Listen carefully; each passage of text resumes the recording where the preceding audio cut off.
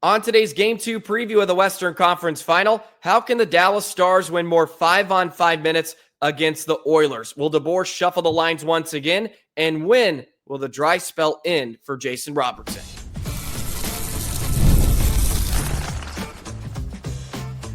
You're Locked On Stars, your daily podcast on the Dallas Stars.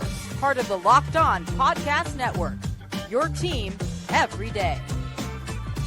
Howdy, Stars fans. I'm Joey Erickson, former producer of 105 Through the Fan. Please be sure to subscribe. We are free and available wherever you get your podcasts and on YouTube. And as always, thank you so much for making us a part of your day and making us your first listen. Welcome to a Game 2 preview edition of Locked On Stars, part of the Locked On Podcast Network. Your team every single day. We're going to go for about 10 to 15 minutes here this afternoon, get you prepared for Game 2 between the Oilers and Stars in Dallas as the Stars look to take a 2-0 series lead. That would be something spectacular. And then we'll be back later tonight with a Game 2 reaction episode. So buckle up. I want to talk about how the Stars can win some more 5-on-5 minutes against the Oilers, since that was a struggle in Game 1. Will DeBoer shuffle the lines once again? And how is Jason Robertson going to get out of this funk? Can he start to find his rhythm? I have a few thoughts on Robo that I want to end with today. But let's dive in first to the even strength conversation, since it was pretty much all Edmonton in Game 1. And even the offense Dallas did get, it was mainly because of the power play. They went 3 for 4. And you can win a lot of games that way. But their overall 5-on-5 game certainly has to be better. And I think there's some ways the Stars can make some adjustments heading into Game 2 tonight. I was looking at this. I thought this was spectacular. The Stars have 15 power play goals. 15 power play goals this playoff run. And we've been talking about the Stars need some depth. Well, they've got some depth from their group on the power play. 2 for Rantanen, 3 for Hintz, 1 for Harley, 3 for Granlund, 1 for Sagan, 2 for Johnston, 1 from Dutchy the other night, and 1 for Miro, 1 from Esselindell, 1 from Petrovic, which is a power play goal as well. Oh, sorry, I was looking at the wrong one. 1 for Jamie Benn. I was looking at the wrong column there. 1 for Jamie Benn, so not for Petrovic. 1 for Miro, 1 for Dutchy, and so on. Either way, 15 power play goals, spectacular. But something I noticed that Dallas needs to do better at in Game 2 tonight, and of course it comes back to McDavid and Draisaitl, and it's not just because they did the heavy lifting in Game 1, but it creates opportunities for the depth of the Oilers with the amount of pressure McDavid and Draisaitl put on the Stars in Game 1, specifically with their speed through the neutral zone. And I touched on this after Game 1 as well. Dallas needs to check them. They need to put a man on them. And the Stars' forecheck needs to be very aware of when 97 and 29 are on the ice, which I assure you they are. You always have to try to mark them. But Dallas needs to make it harder for them to gain speed, especially from the Oilers' defensive zone through the length of the sheet. How many times did McDavid and Draisaitl get the puck out of their own to wind up with speed and just fly between the blue lines, and then they're able to make plays, especially off the rush early? Stars were overwhelmed with the speed a bit, and Draisaitl, McDavid were getting excellent looks off the rush against Ottinger, who was extremely good. The Oilers could have had 3 goals in that first period if it wasn't for Jake Ottinger just holding Dallas in. So Dallas needs to be very aware on their forecheck about where McDavid and Draisaitl are. They need to have somebody almost carrying with them, right? Almost like a man-on-man situation where you carry with McDavid as he curls and Draisaitl. That way they're not just taking clean passes with nobody around them. There's no resistance. And then they're able to dish off to the left or right across the line. And that's when it opens up opportunities for Corey Perry, for Connor Brown, right? For Henrique, Janmark even, right? It opens up Skinner. Well, Skinner's not playing, sorry. That was just a name I looked at. But Nugent Hopkins, right? It opens up opportunities for the depth of Edmonton because of the pressure that McDavid and Draisaitl put on you. So Dallas needs to carry with them almost. White on rice, right? Be on them like white on rice. Do not allow them to just take passes with nobody around them and fly through the neutral zone, because nobody can stay with them. Harley turned into a back checker a few times against McDavid. And Harley's a pretty decent skater, but McDavid can make you look silly. So that's something I think Dallas has to do better at tonight. And I would like them to be a little less passive. Dallas sort of sleepwalks their way into series, I think. Maybe that's why their game one history hasn't been great, although they've won their last two now. I think DeBoer likes to almost see how a series is going to shape out, how the style is going to be before he almost makes any too comprehensive of adjustments.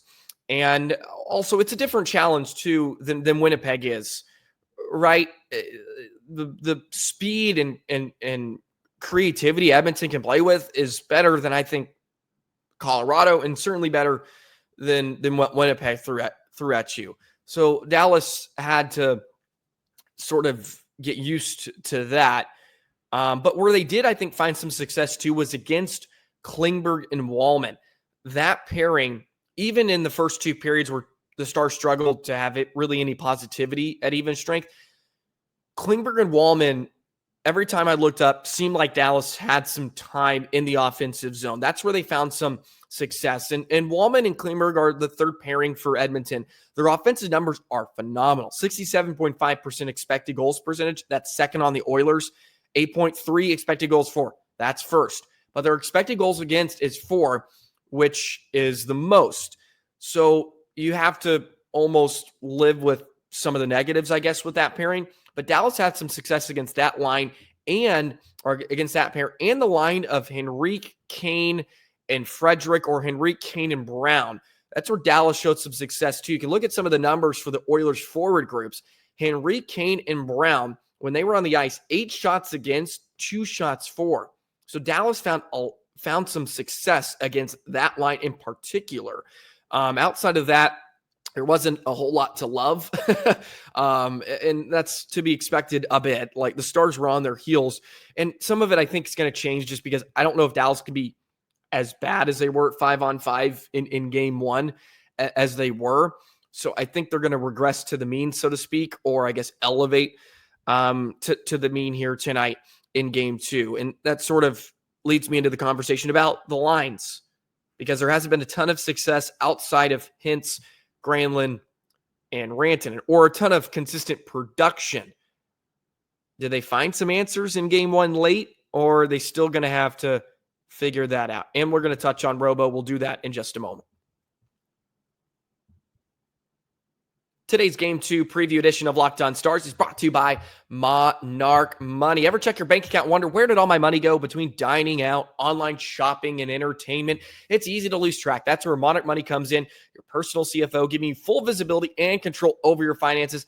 Monarch Money isn't just a budgeting app. It's a complete financial command center. You can track all your accounts, investments, spending in one place, so you stop just managing your money. You can start building wealth. You can budget smarter and save more with Monarch Money. It's all-in-one convenience. Instead of juggling multiple apps, you can use Monarch to check your finances, track spending, even plan long-term goals with your shared partner. Managing money with your partner is smoother than ever because of the easy collaboration with Monarch Money. Personal accounts, set goals, stay on the same page without the stress. Take control of your finances with Monarch Money. Use code LOCKEDONNHL, monarchmoney.com for 50% off your first year. That's monarchmoney.com/LOCKEDONNHL. Code LOCKEDONNHL for half off your first year. Well, Pete DeBoer was trying to shuffle the lines ahead of game one to find some answers, and that quickly got stomped. And then there may have been some silver linings in that, because they started to find some 3, 2, 1. So Pete DeBoer threw a whole new combination of trios. 3, 2, 1. So Pete DeBoer threw a whole new combination of trios at us in game one that pretty much got squashed right away. And they sort of went back to what is comfortable, and that seemed to work a bit. But at the same time, the Stars did most of their damage on the power play. Okay, So Duchesne, Johnson, Robertson was a trio that did not do very well. They spent a lot of time in their own zone in game one. Then we saw Marchment, Steele, and Seguin, which was probably the best line for Dallas, partially just because Seguin was unreal. But eventually they put Seguin back with Duchesne and Marchment, and that was a line that did some damage. And the fourth line was Ben, Beck, and Dodonov. Robo has struggled, obviously, and I do have some thoughts on him, and maybe we can just get to this now. Y'all have heard me say I've given Robo a bit of a pass. I think he's injured to some degree, so he's not fully at his best right now. 3, 2, 1. So Pete DeBoer threw a whole new set of line combinations outside of the top line ahead of game one. 3, 2, 1. So Pete DeBoer threw a whole new set of line combinations at us ahead of game one outside of the top line, of course, and it obviously didn't look very good for the first 40 minutes of game one. We saw Duchesne, Robo, and Johnston. That line spent a lot of time in their own zone. I did not like what we saw out of them. Steele, Seguin, and Marchment, which was one of the best lines for Dallas because Seguin was unreal in the contest. Steele has just been great too. He almost deserves a chance to be in the top 6. And then Ben, Beck, and Dodonov was the fourth line, and they played about 3.5 minutes, and they had some shifts here and there. I'm curious to see how Pete DeBoer goes about it again, because Dallas really hasn't found any consistency outside of the Finn line. They reverted back to the original Duchesne trio. I would like to see that again, just because it is one of the better lines in hockey when they're rolling. And with the way Seguin played the other night, Sagan's going to be that way. I did like Marchment's game. I really did. I know he took a penalty. I wasn't upset with that. And I know the Stars got, they paid for it, but I wasn't that upset with that over some other penalties he's taken, just because he was going after the puck and you swipe, you got a stick in his rails. Like it happens. I was okay with it, but overall I did like his game for the most part. And it would be nice to have that line. And then it all depends on how you want to go with your bottom 6. I'm curious if they just throw Blackwell in, give you some more speed maybe, instead of Oscar Beck, who was all right in the game. I didn't notice him all that much, which I guess is a good thing. I'm curious to see how many minutes Beck played. He only played 6:25 at 5-on-5. And of course the Stars had 4 power plays, so that's going to sort of, I guess it's going to reflect in some of the time on ice numbers for sure. But maybe Blackwell goes in just to give Dallas a bit more oomph. And then you can play him alongside Steele and Ben. Robo's tough, right? And we'll kind of end on this because, I could go 30 minutes talking about the line combinations. It's almost easier just to react to them after each game. But Robo in particular, since he's just struggled to find a rhythm, and I know it hasn't been great. Just 2 assists so far. I've given him a bit of a pass, as you know. I've talked about. I think he's probably somewhat injured. Like, he's not 100% healthy. I think that doesn't help. But what is really concerning for me, he's a bit invisible at times, and I talked about this a lot early in the season. If you can recall back to some of those episodes, when Robo isn't scoring, that's just he's kind of invisible. That's just sort of the type of player he is. And I don't want to discredit some of the defensive work he does. I think he's much better than some people give him credit for. But we all know when Robo's scoring, that's when he's at his best. And when he's not scoring, you just don't notice him, like, at all.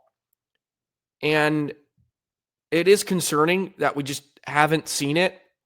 But he's still trying to find a rhythm. I also think it's hurting that he's not playing with Hintz. I really do. But if you're DeBoer, how do you break up the Finn line? It's been your best trio, and there's no reason to right now to break up that line. So Robo has to figure it out with somebody else. He has to figure it out with somebody other than Hintz. Right? Like he has to find a rhythm, and He's trying to catch up. I also will note that in the regular season, once he caught up, remember from January on, he was like one of the top 5 leading scorers in the NHL. He was incredible.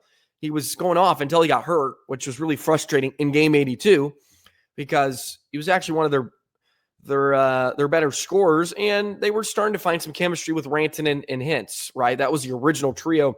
We thought that was going to be put together, and it hasn't quite lived up to expectations, I guess, here of late. And I know there's some talk about his overall playoff numbers, but 40 points in 52 playoff games isn't awful. You would like it, 14 goals. You'd like him to chip in a bit more there. Of course, you'd like him to see that scoring touch because, man, he's so deadly. And if he comes alive in the series, it's just another weapon Dallas has, and you're going to feel really good about where the Stars are in the series if he just starts to show some signs for life, right?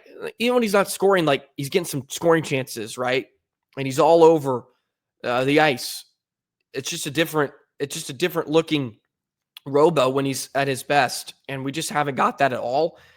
I guess I don't hope, but if he is injured, I could be, like that's kind of to be expected because it is a lower body injury. We know his strength isn't skating. It hasn't been, that's not his forte. And not that he skates fast in general, but when he has a burst, like he could still make things happen. And we just haven't seen that a lot. And I think there's a couple factors, right? I think he may be not 100% healthy. Also doesn't help that the Stars haven't been able to find